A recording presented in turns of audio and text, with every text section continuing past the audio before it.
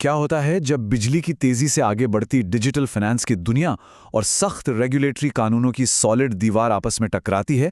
आज की इस चर्चा में हम सीधे इसी मुद्दे पर आते हैं और एक बहुत ही बड़े रियल वर्ल्ड केस स्टडी के जरिए इस पूरे सिस्टम को समझने की कोशिश करते हैं। तो इस विश्लेषण का आउटलाइन कुछ इस तरह रहेगा।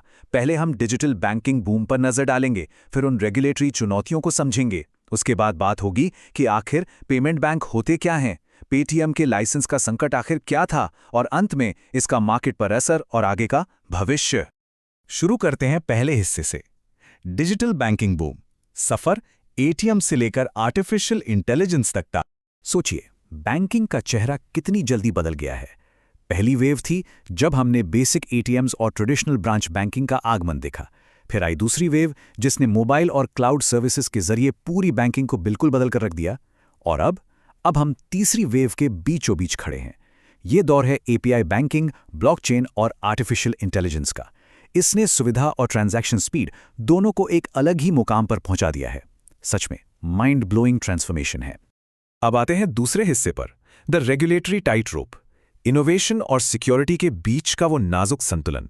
देखिए, जैसे जैसे सुविधा का स्केल बढ़ता है, खतरा भी उतना ही बड़ा हो जाता है, और यहीं पर रेगुलेटर्स की एंट्री होती है। इनका काम सच में किसी पतली रस्सी पर चलने वाले रेफरी जैसा है। एक तरफ तो यूपीआई जैसी जबरदस्त इनोवेशंस और मार्केट कंपटीशन को लगातार आगे बढ़ाना है, पर ठीक उसी समय पब्लिक को साइबर क्राइम, डेटा चोरी और प्राइवेसी लीक जैसे बड़े खतरों से बचाना भी तो है। खासकर भारत जैसी इकोनॉमी में, जहां आज भी कैश का काफी बोलबाला है, वहां मनी लॉन्ड्रिंग और नियमों के लूपहोल्स का फायदा उठाने वालों को रोकना एक लगातार चलने वाली बहुत बड़ी चुनौती है। यहां एक सवाल उठता है जो हमारा तीसरा हिस्सा भी है। आखिर ये पेमेंट बैंक होते क्या हैं? ये नया फाइनेंशियल टियर कैसे काम करता है? आसान भाषा में कहें तो ये एक तरह के सेमी बैंक्स हैं। ये पब्लिक का बड़ा पैसा हैंडल करते हैं, खास तौर पर छोटे व्यापारियों की मदद के लिए। इनका काम बैंक जैसा ही लगता है, लेकिन एक छोटा सा ट्विस्ट, इन पर जानबूझकर काफी सख्त पाबंदियां लगाई गई हैं ताकि सिस्टम का रिस्क कम से कम रहे। जैसे कि ये सिर्फ 2 लाख रुपए तक का ही डिपॉजिट ले सकते हैं, और सबसे जरूरी बात, इन्हें डायरेक्ट उधार देने या क्रेडिट कार्ड्स इशू करने की सख्त मनाही होती है। चलिए अब चलते हैं चौथे और सबसे दिलचस्प हिस्से पर, द पेटीएम लाइसेंस क्राइसिस। ये कंप्लायंस की एक ऐसी चेतावनी है जिसे कोई भी इग्नोर नहीं कर सकता। कुछ लोगों को लगा कि रिजर्व बैंक ऑफ इंडिया ने पेटीएम पेमेंट्स बैंक पर अचानक से बड़ा एक्शन ले लिया, पर असल में ऐसा बिल्कुल नहीं था। जरा इस टाइमलाइन पर गौर कीजिए। मार्च 2022 में ही नए कस्टमर्स को जोड़ने पर रोक लगाई जा चुकी थी।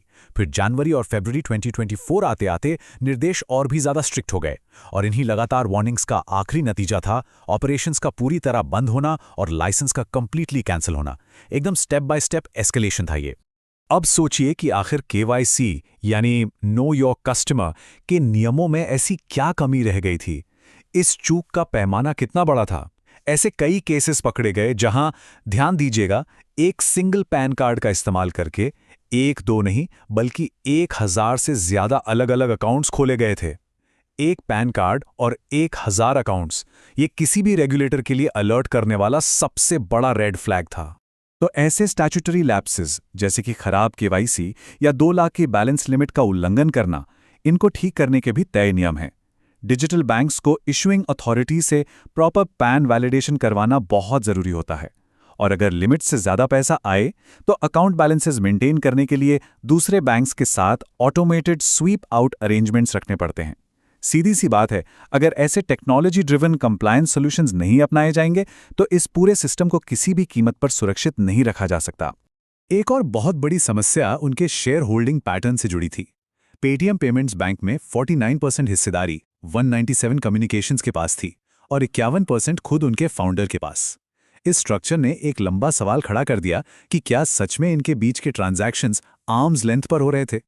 आर्म्स लेंथ का सीधा सा मतलब है कि जब 2 रिलेटेड पार्टीज बिजनेस करें तो वो बिल्कुल अनजान लोगों की तरह एक दूसरे से डील करें, ताकि किसी भी तरह का प्रेशर या हितों का टकराव यानी कॉन्फ्लिक्ट ऑफ इंटरेस्ट वहां मौजूद ना हो।